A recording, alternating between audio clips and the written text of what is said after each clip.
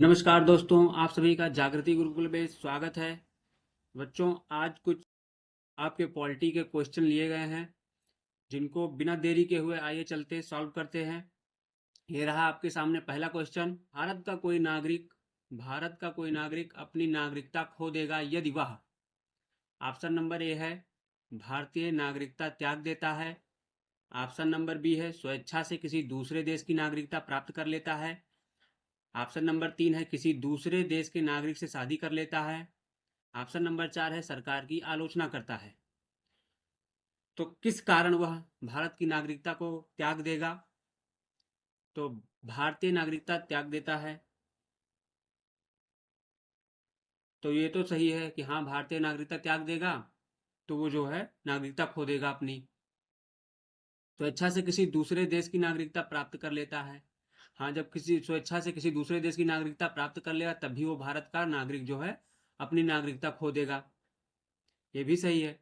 किसी दूसरे देश के नागरिक से शादी कर लेता है। नहीं, किसी दूसरे देश के नागरिक से अगर शादी कर लेता है वो, तो उसकी नागरिकता नहीं रद्द हो जाती है, बल्कि वह शादी करने के बाद उस देश की स्वेच्छा से अपने नागरिकता ग्रहण कर ले तो उसकी नागरिकता रद्द की जा सकती है।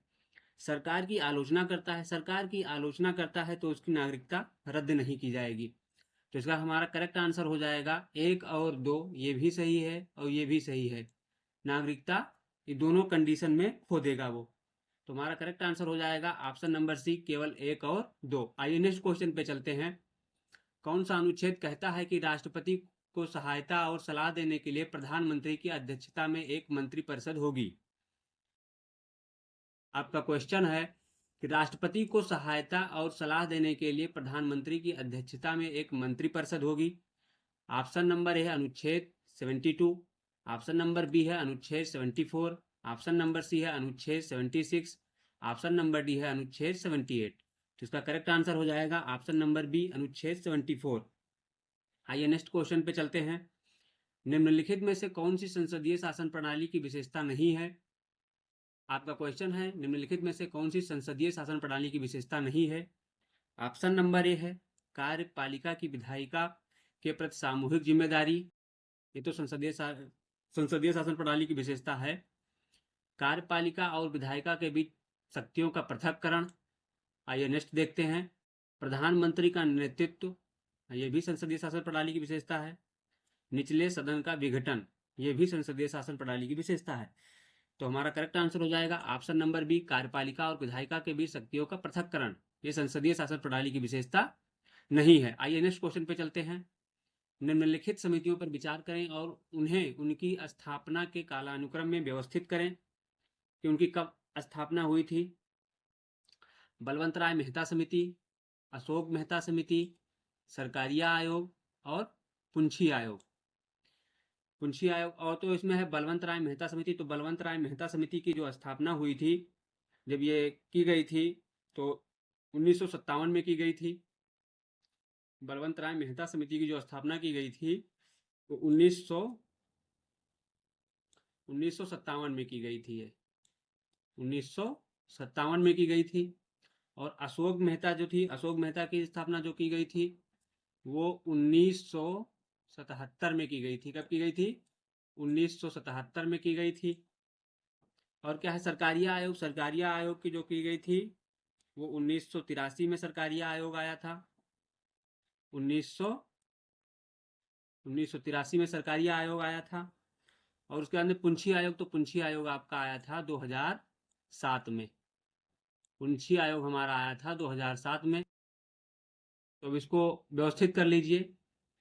सबसे पहले बलवंत राय मेहता समिति, फिर अशोक मेहता समिति 1977, फिर 1983, फिर 2007। यानी 1 2 3 4। तो हमारा करेक्ट आंसर हो जाएगा ऑप्शन नंबर ए, 1 2 3 4। आइए नेक्स्ट क्वेश्चन पे चलते हैं। निम्नलिखित में से कौन सा एक राज्य के आवश्यक तत्व हैं? ऑप्शन नंबर ए है जनसंख्या, ऑप्शन नंबर बी है सरकार, ऑप्शन नंबर सी है न्यायपालिका, ऑप्शन नंबर 4 है संप्रभुता। तो राज्य के आवश्यक तत्व जो हैं वो कौन कौन से हैं? हमारे राज्य के आवश्यक तत्व जो हैं वो कौन कौन से हैं? हमारे राज्य के आवश्यक तत्व जो हैं वो जनसंख्या है, सरकार है और न्यायपालिका है।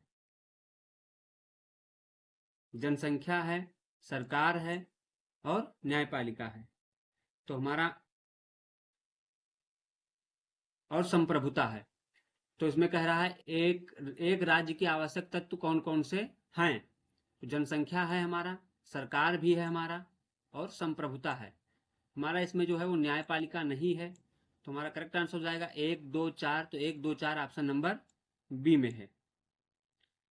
1 2 4 ऑप्शन नंबर बी में है। तो केवल 1 2 और 4 होगा। आइए नेक्स्ट क्वेश्चन पे चलते हैं।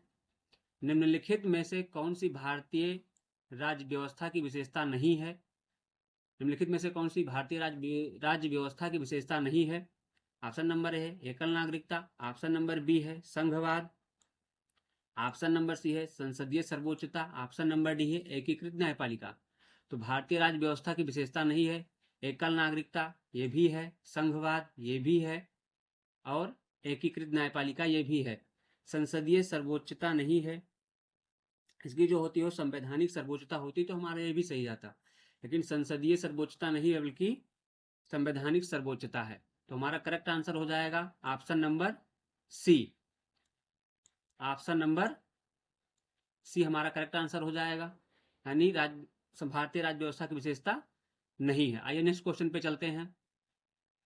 भारतीय संसदीय प्रणाली के बारे में निम्नलिखित कथन पर विचार करें। संसदीय प्रणाली के बारे में राष्ट्रपति वास्तविक कार्यकारी प्रमुख होता है। राष्ट्रपति वास्तविक कार्यकारी प्रमुख होता है नहीं। वास्तविक कार्यकारी प्रमुख जो होता है वो हमारे प्रधानमंत्री होते हैं। दूसरा है मंत्री राष्ट्रपति की इच्छा तक पद पर बने रहते हैं। हाँ, कैबिनेट मंत्री जो होते हैं वो राष्ट्रपति की इच्छा तक पद पर बने रहते हैं, ये सही है। मंत्रिपरिषद सामूहिक रूप से लोकसभा के प्रति उत्तरदायी होते हैं। हाँ, ये भी सही है। तो हमारा करेक्ट आंसर हो जाएगा ऑप्शन नंबर बी, केवल 2 और 3। आइए नेक्स्ट क्वेश्चन पे चलते हैं। निम्नलिखित में से कौन सा जोड़ा सही ढंग से मेल नहीं खाता है। अनुच्छेद 153 राज्य का राज्यपाल सही है।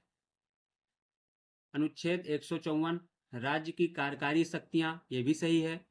अनुच्छेद 155 राज्यपाल की नियुक्ति ये भी सही है। अनुच्छेद 156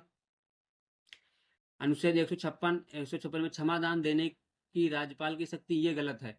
अनुच्छेद 156 में जो है वो राज्यपाल की पदावधि के बारे में बात की गई है, जो त्यागपत्र और पद से हटाए जाने से संबंधित होता है। तो हमारा करेक्ट आंसर हो जाएगा ऑप्शन नंबर डी, अनुच्छेद 156 ये मेल नहीं खाता है। ये नेक्स्ट क्वेश्चन पे चलते हैं। भारतीय संघवाद के संबंध में निम्नलिखित कथनों पर विचार करें। भारत एकात्मक विशेषताओं के साथ अर्धसंघीय संरचना का पालन करता है। हाँ, बिल्कुल सही है।